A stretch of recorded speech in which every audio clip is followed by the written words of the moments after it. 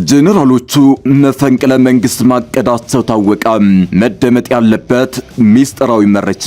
ሌላ መፈንቅለ መንግስት፣ ሌላ ኩዴታ ታቅዷል። ማህፀኗ መንግስት ግልበጣን የማይሸከመው ኢትዮጵያ ሌላ ኩዴታ እየተዶለተባት ነው። አዲስ የጦርነት ግንባር በሰሜን ኢትዮጵያ ቀጠና ባንዣበበበት በዚህ ወቅት መፈንቅለ መንግስት መታቀዱን ሁነኛ የመረጃ ምንጮች እየዘገቡት ነው። ይህ መፈንቅለ መንግስት በቀጠናው ያንዣበበውን አዲስ ጦርነት ያስቀረዋል ወይንስ ፖለቲካዊ ቀውሱን ይበልጥ ያባብሰዋል የሚለው ጉዳይ መልስ አልባ ጥያቄ ሆኗል። ሰፊ የመፈንቅለ መንግስት ስጋት አንዣቧል። ወዲህ ደግሞ በራያ አፋርና ምዕራብ ትግራይ ቀጠናዎች ሰፊ ወታደራዊ እንቅስቃሴዎች እንደቀጠሉ ናቸው። ትናንት ምሽት ህወሓት በራያ ግንባር የከባድ መሳሪያ ድብደባ ሲፈጽም ስለማደሩ የአካባቢው ምንጮች አረጋግጠዋል። ራያ ግንባር እጅግ ስትራቴጂክ ግንባር ሲሆን የራያውን ውጊያ ያሸነፈ ኃይል ሙሉ ጦርነቱን የማሸነፍ እድሉ ከፍተኛ መሆኑ ይነሳል። ለዚህም ነው ሁለቱም ኃይሎች ሰፊ ወታደራዊ ስምሪት በዚህ ቀጠና እያደረጉ ያሉት። ያንዣበበውን የመፈንቅለ መንግስት ስጋትና በሁሉም ግንባሮች በህወሓትና ብልጽግና መሃል እየተደረገ ያለውን ወታደራዊ ስምሪት ታማኝ የዜና ምንጮች ያገኘነውን መረጃ ወደ እናንተ እናደርሳለን። አስቀድማችሁ ቪዲዮን ላይክ፣ ቻናሉን ደግሞ ሰብስክራይብ አድርጋችሁ በመጀመር አብራችሁን እንድትቆዩ ግብዣችን ነው።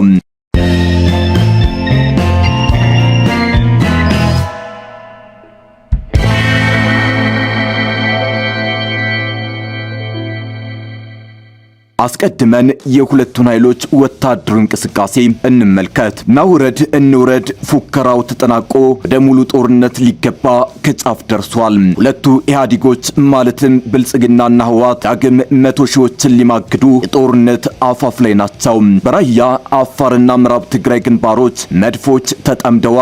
ታንኮች ቦታ ቦታቸውን ይዘዋል።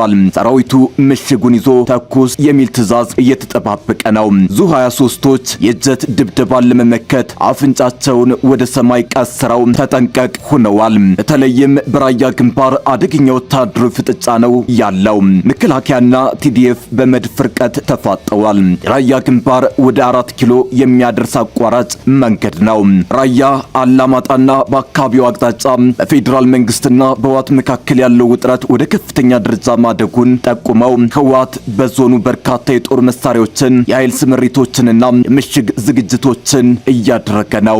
መሆኒ በገብረ አባሃጎስና በገብረ አገው መካከል ቀደም ሲል ተቆፍሮ በነበረው ምሽግ አካባቢ ለ3 ተሳቢና በ5 ኤፍ4 አጠቃላይ 8 መኪና የሰው ኃይል ማራገፉ ተገልጿል። ወራባዬ በአዲ መሐመድ አካባቢ አንድ መድፍ፣ በውዳሴ 3 መድፎች የነበሩ ሲሆን አንዱ ባሉበት ሲቀር ሁለቱ ወደ ራያ አላማጣ ተንቀሳቅሰዋል። በኩቢጃብል 2 ታንክና 3 መድፎች የነበሩ ሲሆን ሁለቱ መድፎች ወደ አላማጣ ተንቀሳቅሰዋል። በሩቃሊናና አዲ ኩትቤ በበሩቃሊና አንድ መድፍ እንዲሁም በአዲ ኩትቤ አንድ መድፍና በሽራ የተሸፈነ አንድ ሲኖትራክ ተቀምጧል። ራያ አላማጣ በታኦ ልዩ ቦታ ዳዩ ድል በምስራቅ በኩል አንድ መድፍ፣ በዳንዲቦ በምዕራብ በኩል አንድ መድፍ ተደራጅቷል። ራያ ባላ፣ አሳዬ፣ ጣፌና በገርጀሌ ትምህርት ቤት አቅራቢያ የተለያዩ የጦር መሳሪያዎችን አስቀምጦ እንደሚገኝና ጦርነት ለመጀመር ጫፍ ላይ መደረሱን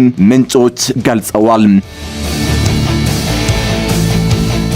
ወታደራዊ ባለሙያዎች እንደሚስማሙበት የራያ ግንባር የጦርነቱ ዋነኛ ስፍራ ነው። ለምን የሚለውን እንመልከት። የራያ ግንባር የኢትዮጵያ ፖለቲካና ወታደራዊ ታሪክ ውስጥ በተለይም በትግራይና በአማራ ክልሎች አዋሳኝ ድንበር ላይ የሚገኝ እጅግ ቁልፍና ስትራቴጂካዊ ቦታ ነው። ራያ እጅግ ከፍተኛና ሰንሰለታማ ተራራዎችን እንደማይጨውና ጨርጨር ተራራዎች እንዲሁም ሰፊና ለም ሜዳዎችን ያካተተ ነው። ወታደራዊ የበላይነትን ለመያዝ ተራራማ ቦታዎቹ ለምሽግና ለከባድ መሳሪያዎች አቀማመጥ ምቹ ሲሆኑ ሜዳማው ክፍል ደግሞ ለፈጣን ሜካናይዝድ እንቅስቃሴ ምቹ ነው።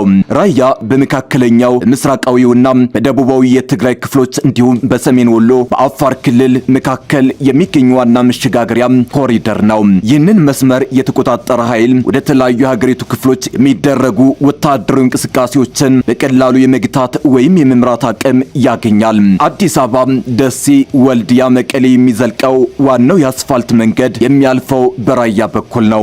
ወታደራዊ ሎጂስቲክስ፣ ስንቅ፣ ትጥቅና ተጨማሪ ኃይል ለማመላለስ ይህ መንገድ ወሳኝ ነው። የራያ ግንባርን የሚቆጣጠረው ኃይል የጠላትን የሎጂስቲክስና የደህንነት መስመር ሙሉ በሙሉ መዝጋት ይችላል። ይህ ደግሞ በተቃራኒ ወገን ላይ ከፍተኛ የስነ ልቦናና የቁሳቁስ ጫና ይፈጥራል። ለደቡብ ግንባር ወታደራዊ እንቅስቃሴዎች ራያ በተለይም ከኦሮምና አላማጣ ወደ ትግራይ ዋና ከተማ መቀሌ ለመዝለቅ ቀጥተኛና ፈጣን መስመር ነው። በተቃራኒው ደግሞ ከተደራጁ የትግራይ ኃይሎች አቅጣጫ የራያ ግንባርን ሰብሮ ማለፍ ወደ ሰሜን ወሎ ማለትም ወልዲያ ወይም ደሴና ወደ አፋር ክልል ቀይ ባህርን ከሚያገናኘው መስመር ጋር ለማገናኘት ስትራቴጂካዊ የጥቃት መነሻ ሆኖ ያገለግላል። የራያ ቆላማ አካባቢዎች በተለይም የአላማጣ ሜዳ እጅግ ለምና ለሰፊ ግብርና ምቹ ናቸው። በጦርነት ወቅት ሰራዊትን ለመቀለብና ሕዝብን ደጀን ለማረጋገጥ የምግብ ዋስትናን መቆጣጠር ትልቅ ወታደራዊ ጥቅም አለው።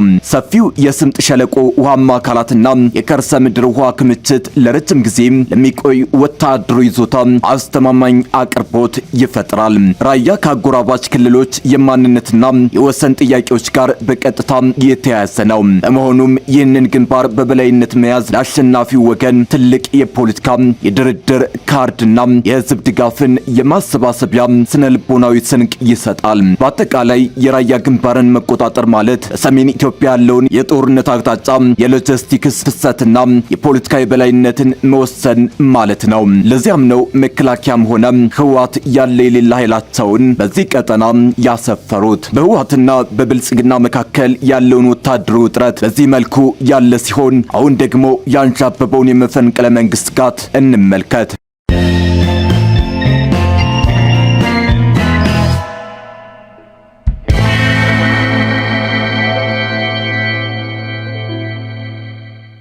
አዲስ መፈንቅለ መንግስት አንዣቧል። ዓለም አቀፍ የግጭት ተንታኞችና የትግራይን ጉዳይ በአንክሮት የሚከታተሉ ወገኖች በትግራይ ዳግም መፈንቅለ መንግስት ሊደረግ እንደሚችል እያስጠነቀቁ ነው። በአሁኑ ወቅት በትግራይ መጠነ ሰፊ ወታደራዊ አፍሳ እየተደረገ እንዳለ ይታወቃል። የህወሓት ታጣቂዎች በክልሉ ህዝብ ላይ ከባድ የመብት ጥሰቶችንም እየፈጸሙ ነው። ህወሓት በሻዕቢያ ሙሉ በሙሉ በመሰልቀጡ አንዳንድ የክልሉ ወታደራዊና ፖለቲካዊ አመራሮች መፈንቅለ መንግስት ሊያደርጉ ይችላሉ የሚል ስጋት ተፈጥሯል። ይህ ክልላዊ መፈንቅለ መንግስት ጭምጭምታ እነ ጀነራል ጻድቃን ጭምር እየተደገፈ እንዳለ መረጃዎች አመላክተዋል። ለትግራይ ጉዳዮች ቅርበት ያለው ሮማናት ሚዲያ እንደዘገበው አሁናዊውን የህወሓት አካሄድ የሚቃወሙ በህወሓት ውስጥ ያሉ ወታደራዊና ፖለቲካዊ አመራሮች ጊዜያዊ መንግስቱን ያፈረሰውን የደብረ ጽዮንን ቡድን በኩዴታ የማስወገድ እቅድን አላቸው ሲል ዘግቧል። ህወሓት ላይ መፈንቅለ መንግስት መታቀዱን በተመለከተ አስተያየታቸውን የሚሰጡ የፖለቲካ ተንታኞች የመሳካት እድሉ ዝቅተኛ ነው ይላሉ። በትግራይ ክልል አሁን ባለው ተጨባጭ ሁኔታ በህወሓት ላይ በወታደራዊ ኃይል የታገዘ መደበኛ መፈንቅለ መንግስት መፈጸም እድሉ እጅግ አነስተኛ ነው የሚሉት እነዚህ ተንታኞች፣ ነገር ግን በፓርቲው ውስጥ ባለው ጥልቅ ክፍፍል ምክንያት የፖለቲካ መፈንቅለ መንግስትና የስልጣን ሽሚያ ቀደም ሲል የተከሰተና አሁንም የቀጠለ ጉዳይ መሆኑን ያነሳሉ። የትግራይ መከላከያ ኃይል TDF ዋና አዛዥ የነበሩት ሌተናል ጀነራል ታደሰ ወረደና ሌሎች ወታደራዊ መሪዎች ከህወሓት የፖለቲካ አመራር ጋር በተለይም አሁን ካለው የደብረ ጽዮን ቡድን ጋር በጋራ እየሰሩ ይገኛሉ። ወታደራዊ አመራሩ ራሱን ችሎ በፓርቲው ላይ መፈንቅለ መንግስት የማድረግ ፍላጎት አላሳየም። በአሁኑ ወቅት በፌዴራል መንግስቱና በህወሓት መካከል ያለው ግንኙነት እጅግ በመሻከሩ በቅርቡ በምዕራብ ትግራይ ወታደራዊ ግጭቶች ተከስተዋል። እንዲህ ባለው የጦርነት ስጋት ውስጥ የክልሉ ወታደራዊ አመራሮች ትኩረታቸውን ወደ ውስጥ መልሰው መፈንቅለ መንግስት ከመፈጸም ይልቅ ውጫዊውን ስጋት ለመመከት አንድነታቸውን የማጠናከር እድላቸው ከፍተኛ ነው።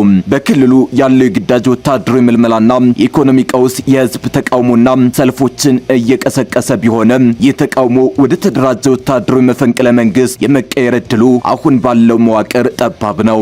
ነገር ግን ከህወሓት የተገፉ የትግራይ ታጣቂዎች ከክልሉ ውጪ ለምሳሌ በአፋርና ሱዳን ድንበር ማዕከል በማድረግ የሽምቅ ውጊያ ሊከፍቱ የሚችሉ የሚስተዋሉባቸው ምልክቶች ይታያሉ። ህወሓት የፕሪቶሪያን ስምምነት ጥሷል በሚል ከፌዴራል መንግስቱ ጋር የሚደረገው ግጭት እየጠነከረ ከሄደ የፌዴራል መከላከያ ሰራዊት የህወሓትን አመራሮች በኃይል ሊያስወግድ የሚችልበት እድል ከውስጥ መፈንቅለ መንግስት ይልቅ የጎላ ነው። በአጠቃላይ የህወሓት አካሄድን የሚቃወሙ ፖለቲከኞችና የቀድሞ ታጣቂዎች ቢኖሩ አሁን ባለው የትግራይ ወታደራዊ መዋቅር ጥብቅነትና ከውጭ ባለው የጦርነት ስጋት ምክንያት መደበኛ ወታደራዊ መፈንቅለ መንግስት የመከሰት እድሉ እጅግ ጠባብ ነው።